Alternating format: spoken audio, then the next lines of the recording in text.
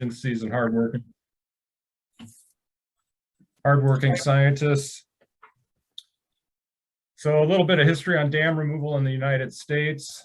It's a relatively recent phenomenon. The first dams started to be removed in the 50s and 60s, and it's been accelerating over time. And I need to update this slide actually, because there's now been over 2,000 dams removed in the United States. They've occurred in a wide number of states, but a lot of them in the Midwest.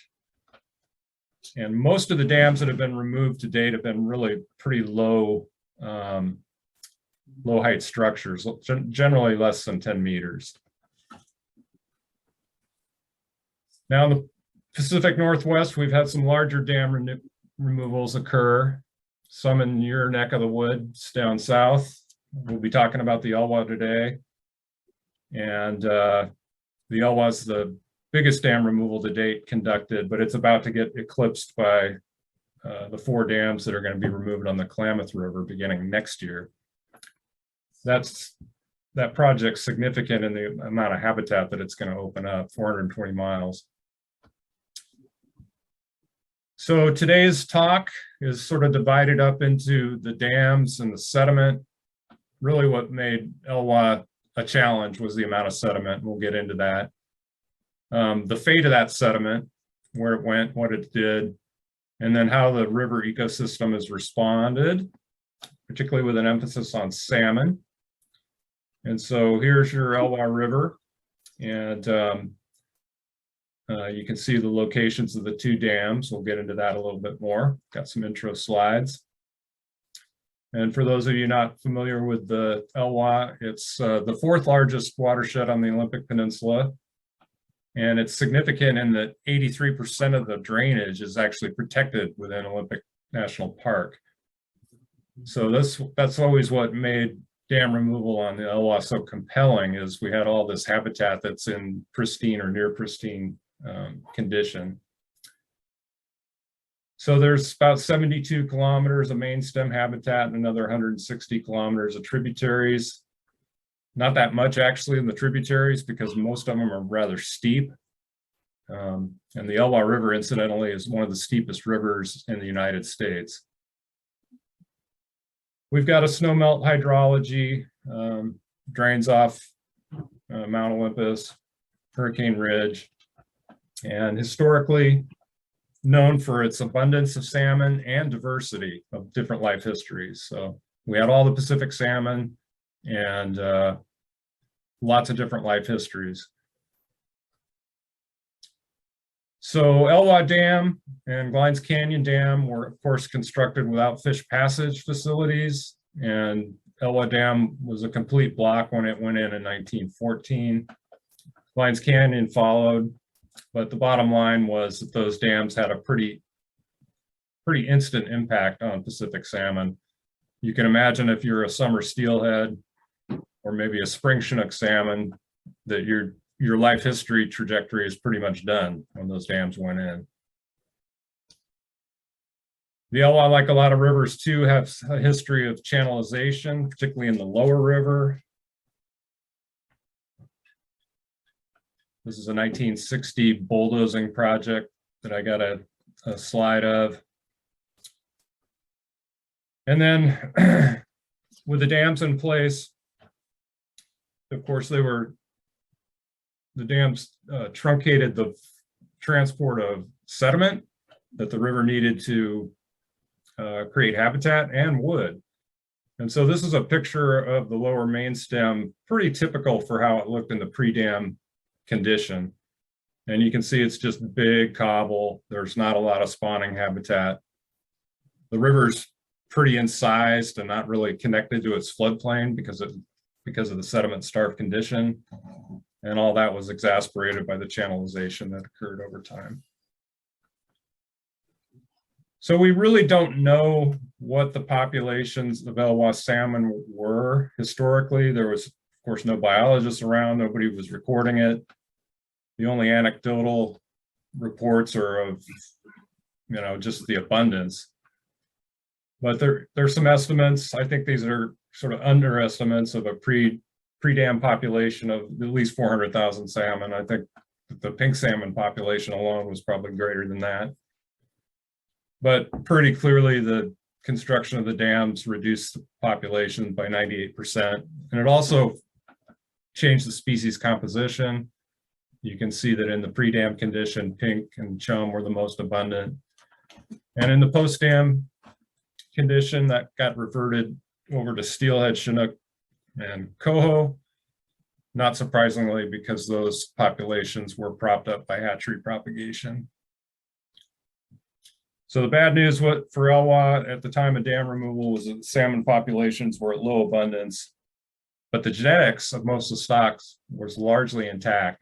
The Elwha had less stock transfer than other drainages in Puget Sound. And so we think most of the genetics of the Elwha fish were still there.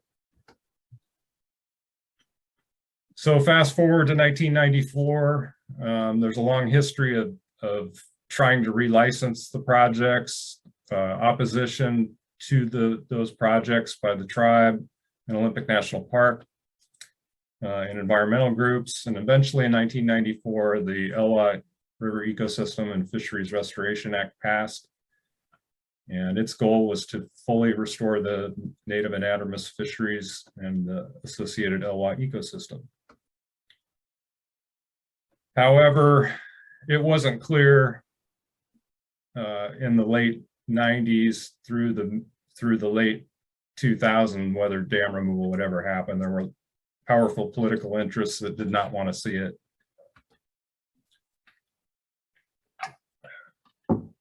So here's Elwha Dam. It was completed in 1912. It failed in 1914 when they filled the pool because they never seeded it on stable bedrock. It was seeded on alluvium. It was later rebuilt. And the graphic on the right gives you an idea how much sediment was stored behind it, about 5 million cubic yards, and about half sand and silt and the other half gravels.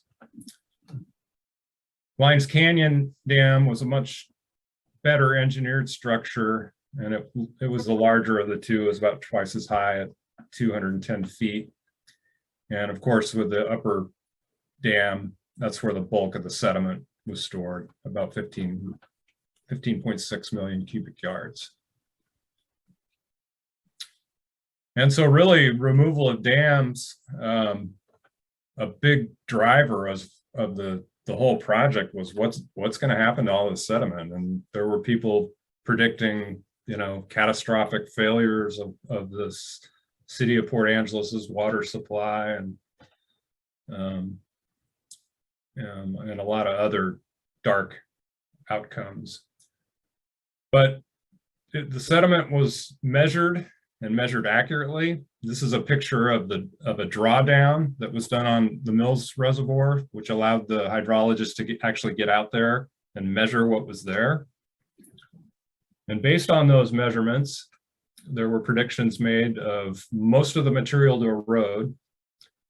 We were going to have a period of very high turbidity, and that 10,000 parts per million is a very, very high number. Pool filling was going to happen.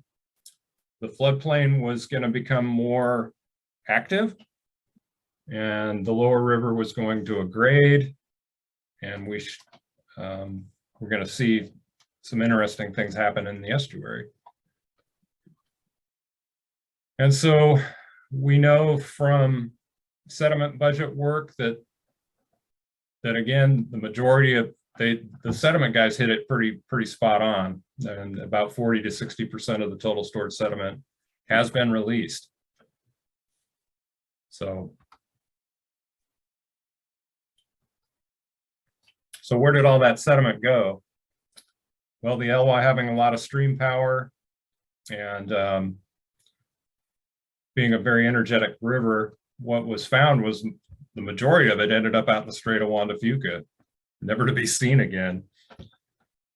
The next biggest clump of it got deposited in the nearshore area and immediately converted a sediment-starved non-estuarian system to one that was rich in sediment, and you can see the estuary channels that had stored. And then a relatively small amount was deposited in the floodplain of the Elwha. And there you see some of that Elwha silt on the picture in the lower left.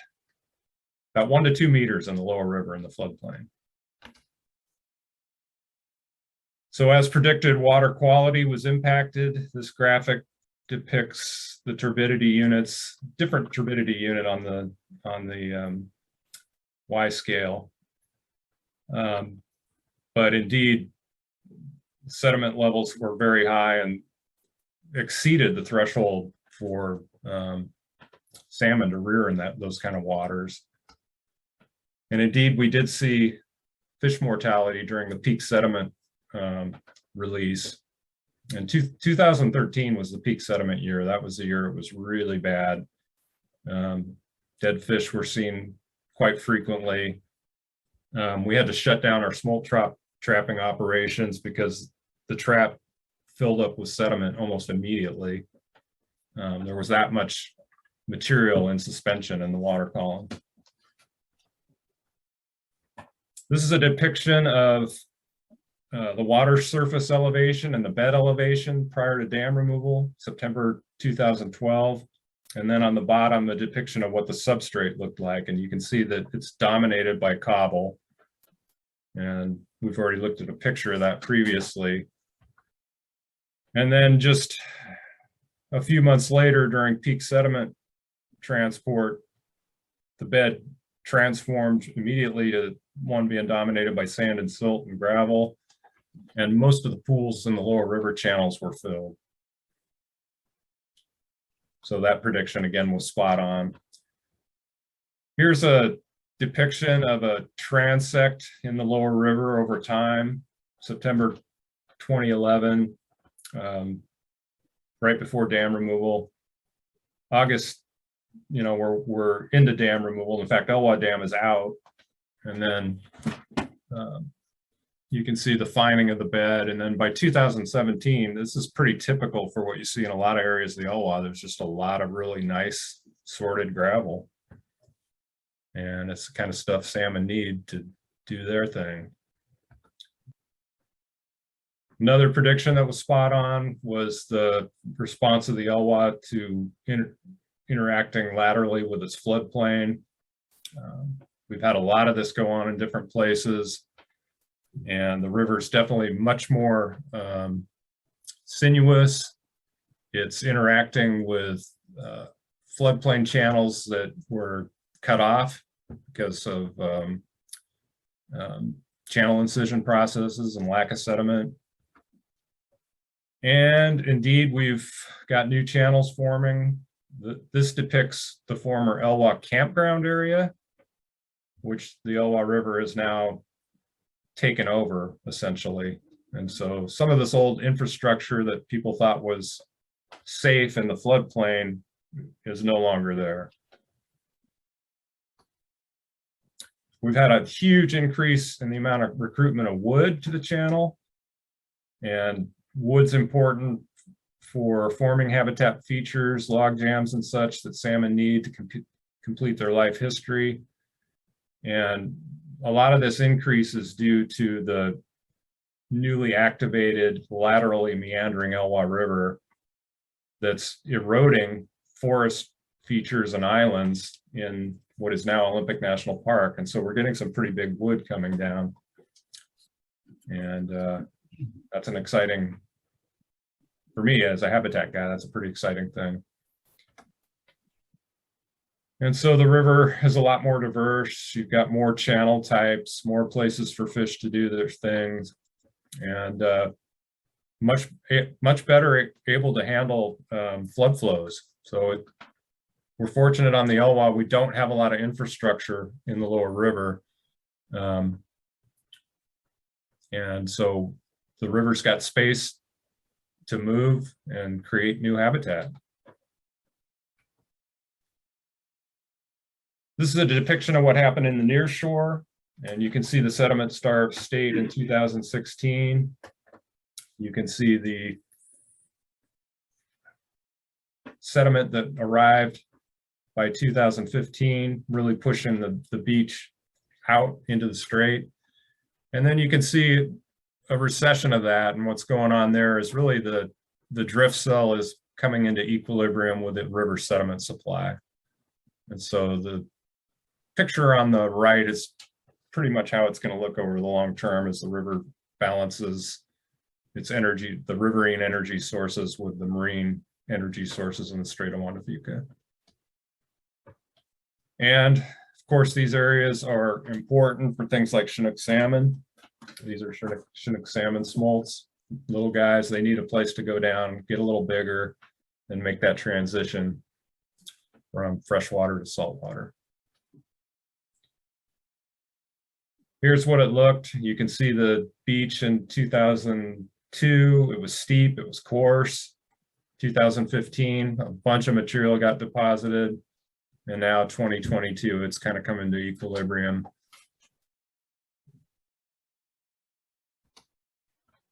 And incidentally, the first commercial fishery to respond to Elwha restoration is Dungeness crab. Juvenile Dungeness crab colonized those new sand deposits out there that weren't there. There were rocks before. And now we have state and tribal Dungeness crab harvesting occurring out there twice a year. So there's been work done in the stream with aquatic insects. You know, what folks wanted to know what's going to happen to those. Are they going to be impacted? And this depicts the different stream community insects. These are mayflies, stoneflies, caddisflies, and others. And you can see that during dam removal, peak sediment particularly, it really drove those populations down and made them less diverse. They were dominated by dipterans, which are true flies. And then over time, the mayfly, stonefly component really starts to emerge. And that's directly related to the recovery of water quality and reduction in sediment. All right, now on to the fish. Lots of questions about, you know, how are salmon going to respond? This has really never been done before. And so, you know, how long is it going to take for these guys to get to the different habitats? And so we had a lot of questions about how we do this and how we measure. And we're relying on sort of a fish in, fish out approach, where we're using adult counts, tracking where they spawn, looking at juvenile abundance, and then ultimately the number of smolts that go out. And we thought this was important because we knew other dam removals were going to be coming down the line, and we felt like this was a great chance to really document the story. And so that's what we've been doing. And this slide just shows that, you know, we know salmon can recolonize habitats. These are 3 examples with 3 different impacts. Fraser River being the Hell's Gate slide that occurred, and those are pink salmon populations. And after passage was restored, it took about, you know, 15 years for things to really go in the right direction. Glacier Bay is an example with sockeye, with the recession of glaciers. And then the South Fork Skycomish is another example where fish ladders were actually installed. A couple of things about recolonization. It's driven by 2 things: the size of your source population. So if you've got a lot of fish and they're close, recolonization should happen relatively more quickly. So we've got, Elwha has a management plan for recovery, and it's got different stages of recovery.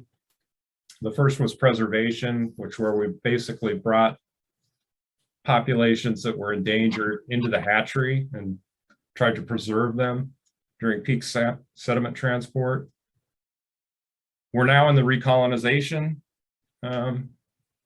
stage, recovery stage, where fish are accessing historic habitats. And then within a couple of years, we'll be at the local adaptation stage and ultimately into the viable natural population stage. And so here's some of the metrics we're using. I think we talked about that already. Adult abundance, the productivity using the smolt data is number of smolts per female, where they're spawning, the proportion of natural fish to hatchery fish, super important, and then just overall life history diversity. And this is a depiction of how basically the management knobs of Elwha salmon are going to be tweaked over time. And you can see in the preservation stage, we're relying pretty heavily on hatchery origin fish.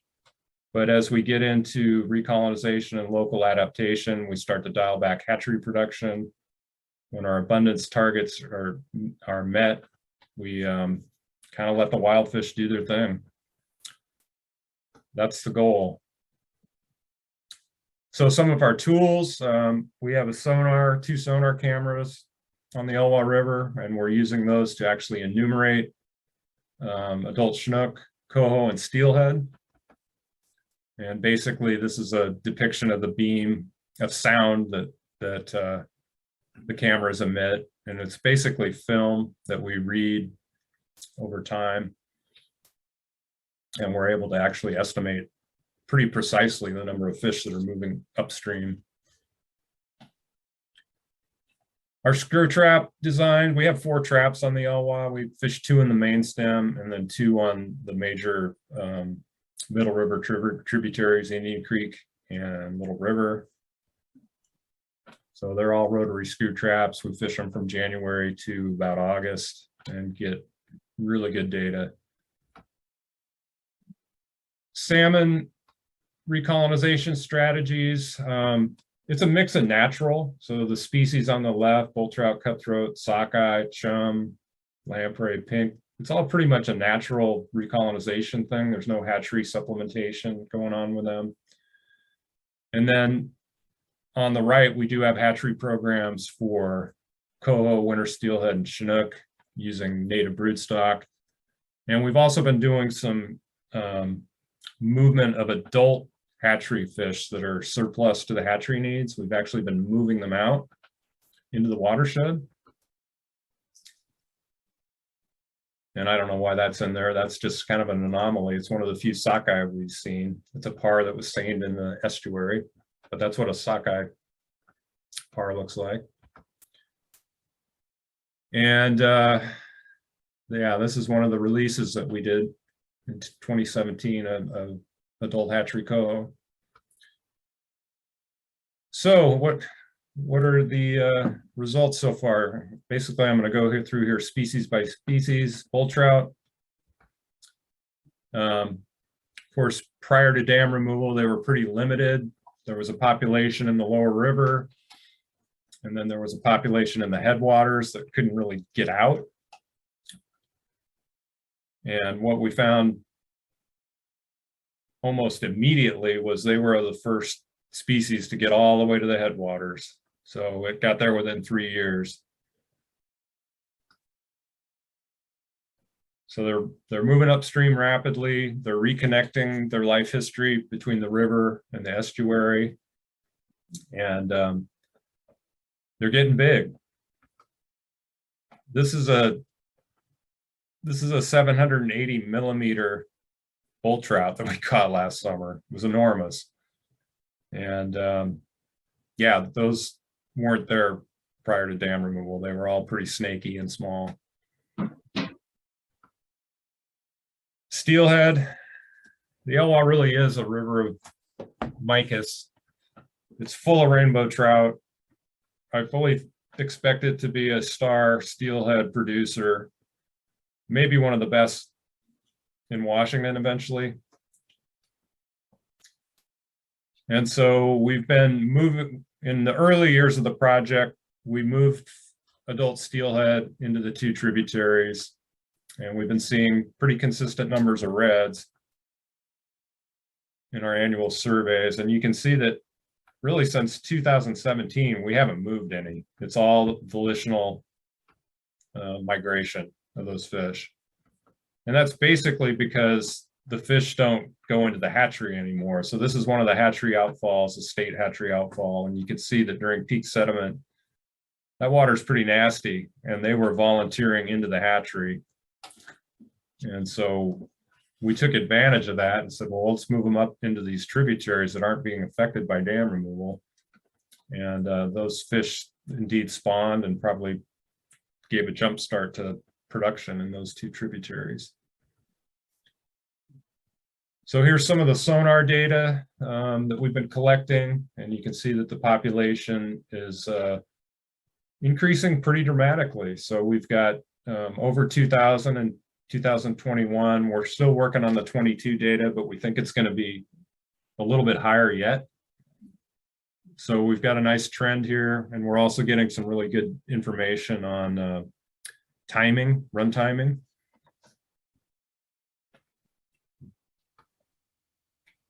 In terms of where the fish are spawning, so based on our red surveys, of course, before dam removal, they were limited to the Lower River.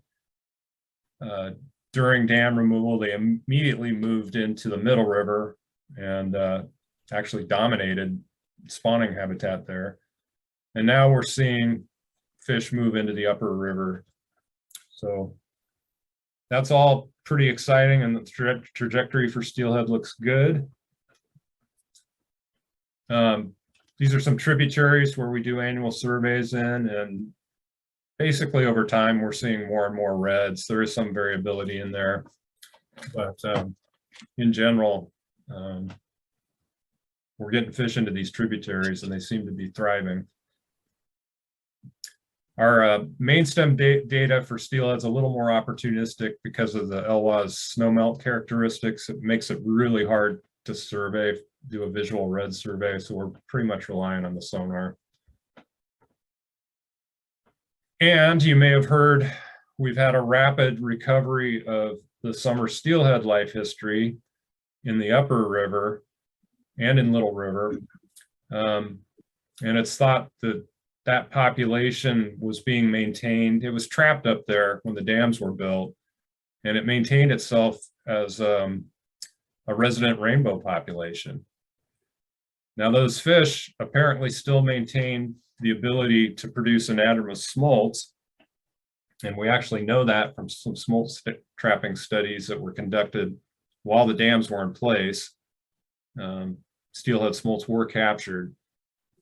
But sure enough, as soon as they were able to connect the dots and get up to their historic habitat, they started to be seen in increasing numbers. And I just got the 2022 snorkel data, and it's about 300 fish. So it almost immediately made it one of the most abundant summer steelhead populations in the state. And we're seeing a response in our tributary smolt traps. Indian Creek in particular is really going berserk. Little River, a little bit less of a trend, but we've just completed on the right some pretty awesome habitat restoration, and I'm hoping we're seeing a signal there in that 2021 number.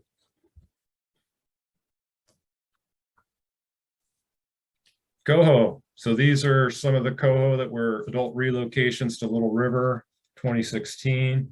Beautiful shot by John McMillan. I'm sure you guys know John. And there he is on the right. So yeah, we moved over 3,000 surplus hatchery coho adults to various locations in the middle Elwha River, primarily into Indian Creek and Little River, but also we tried to get them as far up the main stem as we could. We put tags in them so we could discern them from natural fish. And in one year, we actually radio tagged a bunch of them. And this sort of summarizes what they did. And what we found is most of them stayed where we put them. So we put them into tributaries, they stayed. There was some concern when we proposed to do this that the fish were going to drop back down to the hatchery, but that didn't really appear to happen. And again, we know the fish we moved had floy tags in them. And so we actually looked, this depicts how many fish were moved by year and then the proportion of untagged to tagged fish. And you can see over time that now we're mostly getting untagged fish. So that suggests those are all natural origin return fish, and we probably don't need to move hatchery coho anymore. So jumpstart the production. Our sonar estimates also suggest coho are thriving. We've only got 3 years of data, but you can see that the population numbers are going up, and the percentage of natural origin fish is also going up.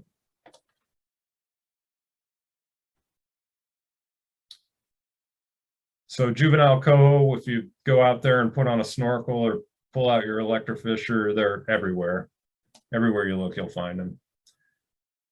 And they've made it all the way to Reca Canyon, which is the entrance to the Grand Canyon of the Elwha, which is a 4-mile, pretty rugged stretch of river that it's unclear what fish are getting through there.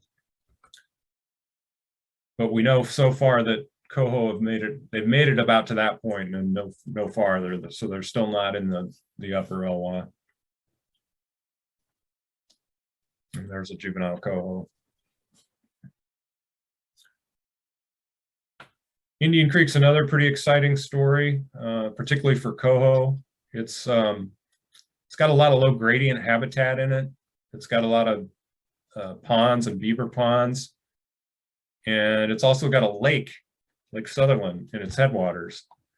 So it tends to be quite a bit warmer than the rest of the Elwha, and we think quite a bit more productive. And so these are our annual smolt estimates for coho salmon, and pretty impressive numbers. We trap other systems in the Strait of Juan de Fuca, and whole watersheds don't produce these numbers. And so we're talking about 5 miles of habitat or so here. So pretty astronomical coho production in some years. And also we're finding when the coho made it to Lake Sutherland, they started to produce these. We call these mega smolts. And so these are over 12 inches in some cases. And some of those are staying in the lake for multiple years and actually maturing. Others are actually going out to sea. And so we're trying to tease out what these guys mean and what they're doing, but we haven't quite figured that out yet. But another pretty cool response. All right, the king of the salmon. So we talked a little bit about Elwha genetics, and this is a dendrogram of Puget Sound stocks. And basically, the longer the vertical bar is, the more unique the population is. And so you can see that in a lot of Puget Sound, they're pretty closely related, and that's due to the long history of hatchery swaps between drainages. But Elwha and Dungeness, they're kind of sitting out there on their own. And so that's, I think, a cool thing, that our genetics are intact. Here's our escapement trends over time. Pretty lean years, leading up to dam removal. We've seen some good years post dam removal, particularly 2019 and 18, where we had nearly over 7,000 returning adults. The bad news is we still haven't seen a signal on the origin of those returning fish. So they're mostly hatchery origin fish still, with relatively small natural origin fish. So the hatchery is doing its job in maintaining the population, but we're hoping to see with the restored habitat and those fish spawning that we'll see as a signal.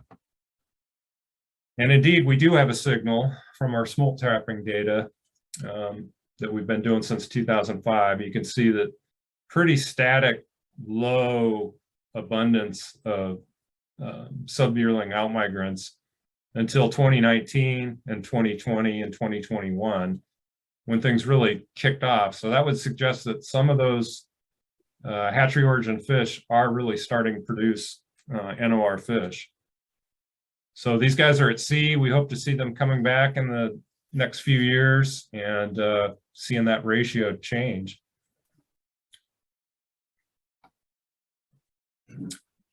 Same data for Steelhead. Where are the Chinook spawning? When Elwha Dam was removed, they flooded the middle river, similar to Steelhead, really utilized it. And then when Glines Canyon Dam was removed, they started getting up. But similar to Coho, they're not making it too far. They're not making it into the headwaters through the Grand Canyon where folks thought they were going to go. And so that's a concern. This is a depiction of how far upstream they've gone by year, and you can see they're really not making it too far up above Elwha Dam. And we've actually spatially mapped out where everybody spawns by year. And that's what you see on the right.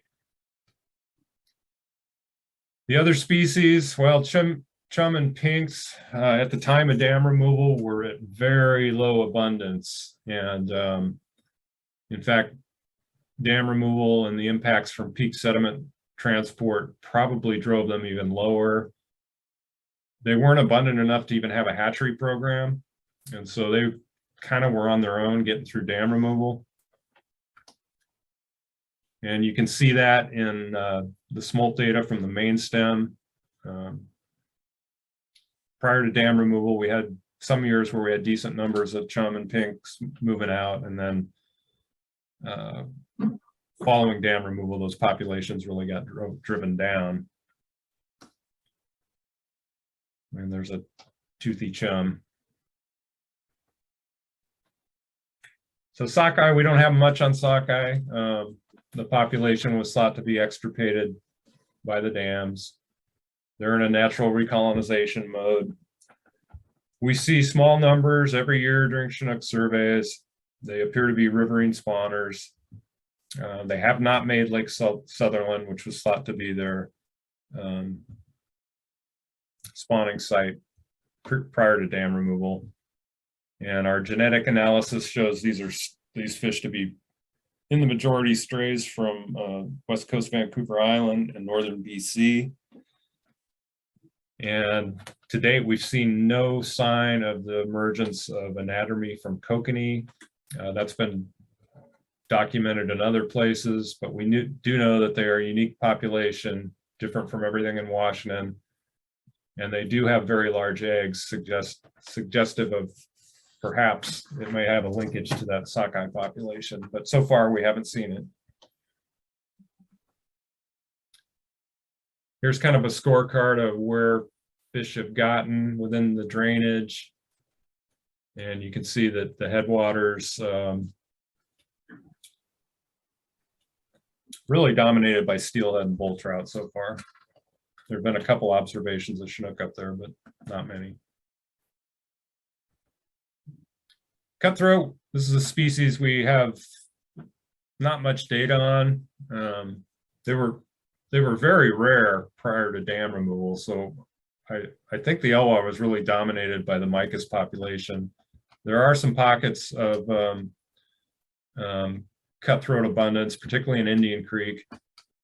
And although we don't have any good data, I can say anecdotally that we're seeing more of these guys. They're turning up in various sampling. So that would suggest that sea run life history may be starting to reemerge. Pacific lamprey, a species also that was at very low abundance prior to dam removal. We started picking these guys up in our smolt trapping operation on Indian Creek, and the numbers have just been going up dramatically. The 2022 numbers are record high, so they seem to be coming back. They're an important creature ecologically. They have 3 to 4 times the fat in their tissue as a Pacific salmon does, and unlike humans, nature loves fat, so everyone likes to eat these guys. So a little bit on the revegetation. was kind of a big part of the project, because what we knew we were going to have was that when the reservoirs were going to drain, you were going to have this palette of pretty hostile conditions, dry, hot, potential for being colonized by non-native species. And so we, as part of the project, we had a revegetation of the former reservoirs. And the goal was to basically get in about 400,000 woody plants, pretty much all native species, and then thousands of pounds of native grass seeds and forbs. And so that was conducted over a long-term period, and the response has been pretty dramatic. Where you have fine sediments, the response has been more dramatic in terms of achieving ground cover goals. The coarse stuff's coming along slower. And if you look today, particularly in Aldwell Reservoir, the lower reservoir where there's a lot of fine material, it's really flourishing. And here's a depiction of mills. One of the early colonizers, the river lupin. So it's of course in the pea family. So it's a nitrogen fixer. Pretty important to getting the soils going. And so yeah, we're into that. Couple of summary slides. So the dam removal mobilized and transported a lot of sediment. Most of it ended up in the Strait of Juan de Fuca. Big chunk ended up in the estuary, where we now have an estuary. And the river, yeah, was initially overwhelmed, but stabilized pretty rapidly. I would say the river channel conditions started to stabilize in 2018, 2019. So about 5 years after dam removal. Salmon recolonized the Elwha almost immediately. We still haven't gotten all the fish we want into the upper Elwha. We've got pretty positive signals, I would argue, on most of the species, except for chum, pink, and sockeye. However, last summer, we saw the largest return of pink salmon to the Elwha that's probably occurred in 50 years. It wasn't a huge number, maybe 2,500, but compared to what we had been seeing, we're hoping that it's a positive sign. The hatcheries have had an important contribution, and our revegetation is on trajectory. Challenges, yeah, the monitoring funding that we have ends. Actually, I think we're going to make it work into 2023. So yeah, having the resources to continue all this stuff is going to be an important challenge. There's a lot of pressure to start harvesting, and I think a lot of the biologists want to make sure we get this right and make sure we reach our targets.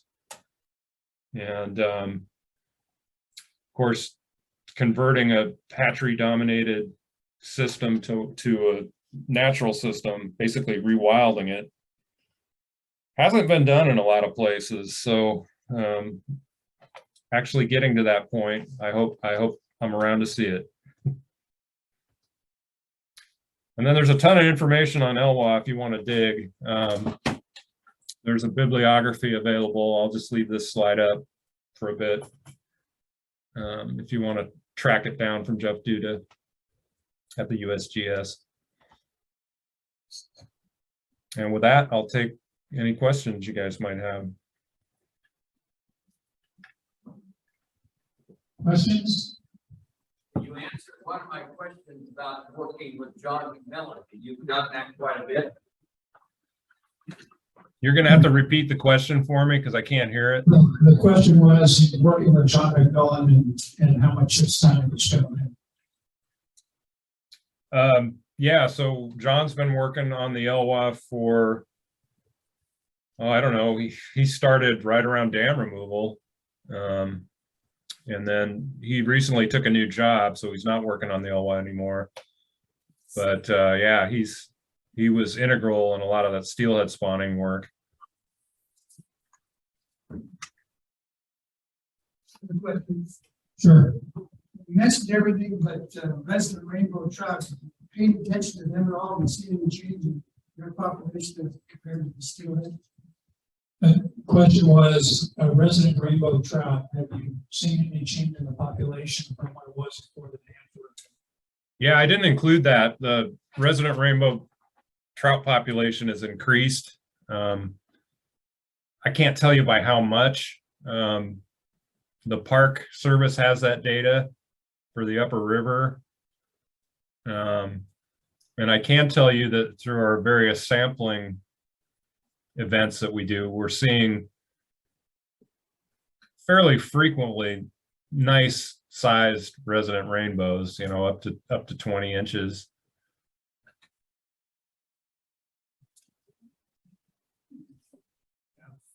What we're back here now from the front. You mentioned the fish were moving, the kings aren't going into the upper river. So what are the environmental factors that say the king, I'm gonna stop at river mile 20 as opposed to the river? Why, what is stopping? The question is, what's stopping the kings? I think it's also the Coho from, going up past that canyon. Is just. So we got a couple theories on that one. And I guess I have to be honest and say I don't know the answer to the question. But the theories we have are that those populations have been in the hatchery for a long time. And it's known in the fisheries literature that populations that are dominated by hatchery production don't stray very far upstream from that hatchery source. So that's one possibility. Another possibility I think is real, particularly for the king salmon, is that historically that population was a springtime population. And dam construction probably eliminated the springtime population. So what we have now is a summer fall creature. And they just don't have, they're not programmed to go up there. But honestly, I don't know what's going on, why they're not going up there. We just have a couple theories. And like a lot of things with fish, mysteries remain. Okay. You had a slide that showed 2019, 2020, Coho just plummeted, and then it came back up in 2022. Is that related to lack of monitoring because of COVID, or were those the actual numbers? What data was it? Well, there was a slide, so we. On one of the slides, it looked like the Coho population has dropped significantly in 2020. 19 and 20, and then it came back up, and it just seemed odd that it was such a spike. Yeah, well, are you, the adult numbers have been going up. Are you talking about smolt data? It was one of the slides you had on earlier tonight in this presentation. It could have been a small data. Yeah. Yeah, well, we see, fish populations have a lot of variability into them. So you see things like that happen pretty frequently.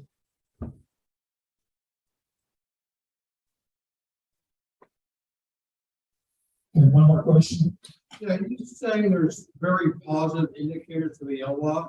And how does that compare to the other rivers on the Olympic Peninsula? Some of them haven't been too good in recent years. So I assume like the ocean conditions are all the same. So the question is recovery on the Elwha seems to be better than many of the other rivers on the peninsula, and the impact potentially of the ocean conditions being similar. Why would the Elwha not perform? Yeah, well, I think certainly the trajectory of Elwha steelhead has been better than most other rivers on the Olympic Peninsula. And, the combination of having recovered habitat, animals that are accessing that habitat, and then also pretty important to remember is the Elwha is not being fished. So there's a moratorium on the Elwha. And so that suggests to me that, you know, it can rebuild and it's not impacted as much by other human activities, at least now. Eventually it's going to get fished. You can tell it, I think it's great that they're emphasizing natural fish production instead of the hatchery fish production. You're taking that into account. It seemed like they're emphasizing that. And the comment was that it's great to see that they're emphasizing the natural fish reproduction versus and decreasing the hatchery production. Yeah, no, that's been the lofty goal of this project from the beginning. And, you know, hopefully we can achieve that. But as you guys know, politics of fish management can change, and, you know, getting to this rewild state, I just hope people have the patience for it, because it's going to take, you know, we estimated 20 to 30 years to get to some of these targets. And I know people are hungry to fish already. You can tell that I was raised with Bill McMillan. The gentleman says he was raised with Bill McMillan. Yeah. Is Bill there tonight? No, he's up on the schedule still. Okay. Is the moratorium on all fishing, rainbow and salmon, rainbow trout? Yeah, the entire watershed's closed to all fishing. And it has been since 2011. Would possibly the low numbers of chunks and pinks in the lower river be related to the increase of sediment release of the dams? Yeah, absolutely. I think our smolt data shows that unequivocally, that the peak sediment releases drove those populations to pretty much to the ground. Has there been an impact of the accidental release of the Atlantic salmon in the fish farms? Any impact on the accidental release of Atlantic salmon in the fish farms? Yeah, so the most recent ones, no. Prior to dam removal, I believe it was the one that occurred in Bainbridge Island. We saw some of those fish volunteer into the Elwha. It's not clear that they had any deleterious effect. We caught a few of them and just threw them up on the bank.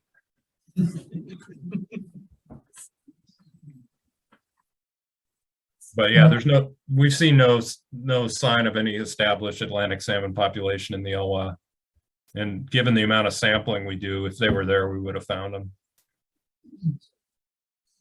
All right, Mike. Well, thank you very much. That's an outstanding presentation. Really appreciate your time. Thanks, everybody. Have a great meeting.